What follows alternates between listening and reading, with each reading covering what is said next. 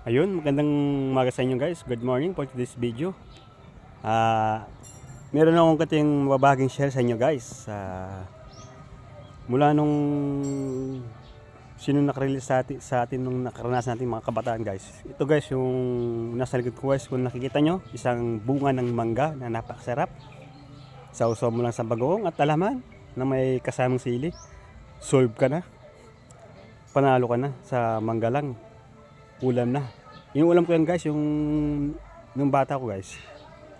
Talagang napakasabik ako sa mangga. Sabik ako sa mangga guys. Sili, asin, pwede na guys. Alam nyo guys, kami magtotropa nun.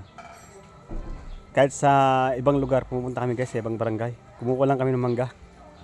Dumating yung punto guys na babarangay na kami guys. Sa sobrang dami ng mangga na ninanako namin. Nagnanako na kami mangga guys. Halos na yung taon yung guys na manggang sako-sako kinuha namin. Pinagkakakita na namin guys. Tuwang-tuwa kami guys. Tapos bibili kami ng bigas. Gagawin namin lugaw, yung natirang mangga guys. Yun yung namin, picnic.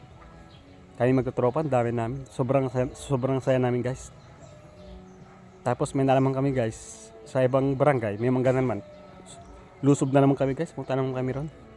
Kahit saan barangay guys, kilala na kami. Kaya kami tinawag na binansagang boy mangga.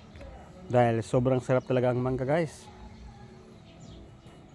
Tapos yung nataw na barangay kami guys, pinapunta yung magulang namin doon. Sabi guys, nakita kami, ano naman yung mga nyo, problema nyo, nabarangay na naman kayo, mangga na naman. Alam na guys yung issue ng magulang namin.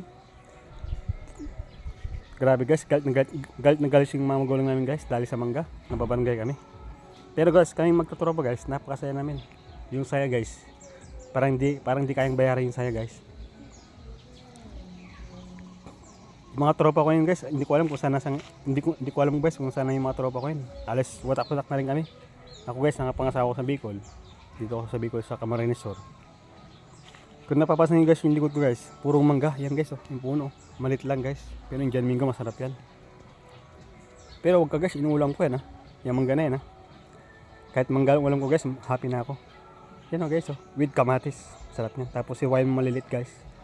Thank you guys sa aking video na sumusuporta sa inyo.